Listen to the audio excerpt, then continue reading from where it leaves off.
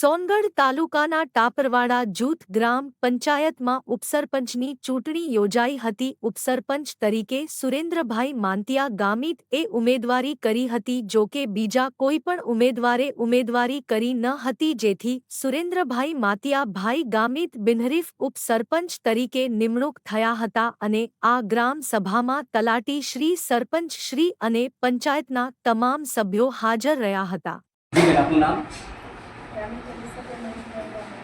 अच्छा, તમે સરપંચ પદના ઉમેદવાર છો? આજે તમે સરપંચ થઈને આવેલા છો અને બિન થઈને આવેલા છો? સરપંચ થઈને આવ્યા છો. બેન, આજે શું હતો અહીંયા, શું આખો વિષય હતો? આજે કેમ આ ગ્રામજનો એક મિટિંગ કરીને, મિટિંગમાં શું હતું અને એનું બી વિશે આપણે કહેશો અમને? આજે મિટિંગ હતી ઉપસરપંચની. ઓકે, તો બેન ઉપસરપંચની જ્યારે ચૂંટણી હતી, બરાબર છે, તો બેન ઉપસરપંચ તરીકે કોનું નામ જાહેર થયું છે? તો બિનહરીફ તરીકે જાહેર થયેલા છે બેન? જી નમસ્કાર સુરેન્દ્રભાઈ. આજે જ્યારે આપ ઉપસરપંચ તરીકે વિજેતા જાહેર થયા છો, તો એના વિશે આપ શું કહેશો?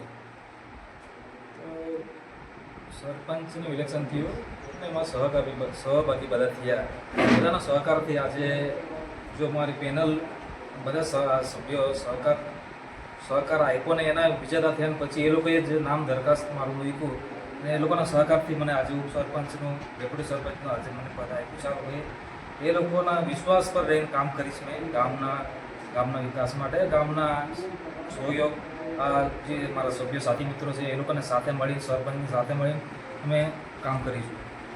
તો સર, અમે એમ પૂછીશું કે આજે તમે ઉપસરપંચ જાહેર થઈ ગયા છો, હવે આગળની રણનીતિ શું રહેશે તમારી?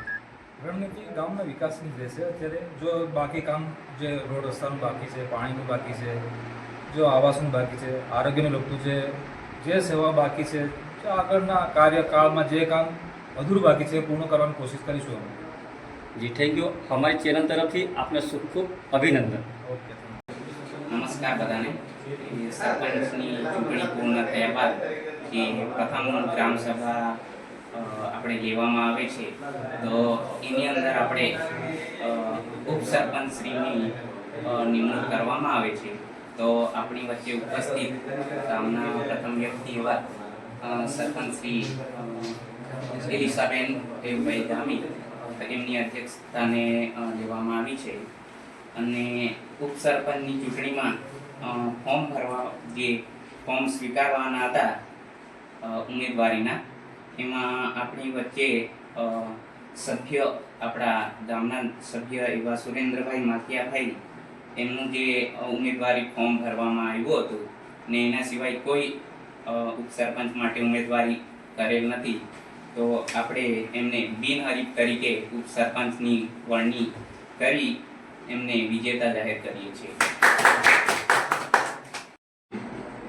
આજ રોજ ટાપરવાડા જૂથ ગ્રામ પંચાયત ખાતે સરપંચની ચૂંટણી બાદ પ્રથમ ગ્રામસભા જે યોજવામાં આવે છે, એની અંદર ઉપસરપંચશ્રીની વરણી કરવામાં આવે છે. એની અંદર ગામના તમામ સભ્યશ્રીઓ 8 હાજર હતા અને એની અંદર ઉમેદવારી પત્રમાં ગામના ઉપસરપંચ પદના ઉમેદવાર તરીકે સુરેન્દ્રભાઈ માંતિયાભાઈ ગામિત, જેમણે ઉમેદવારી પત્ર નોંધાવ્યું હતું, એ સિવાય બીજા કોઈ પણ ઉમેદવારે ઉમેદવારી પત્ર ભર્યું ન હતું, તો એની અંદર ગામિત સુરેન્દ્રભાઈ માંતિયાભાઈ ગામિત, જે બિનહરીફ તરીકે ઉપસરપંચ પદના ઉમેદવાર હતા, એ વિજેતા જાહેર થયેલ છે.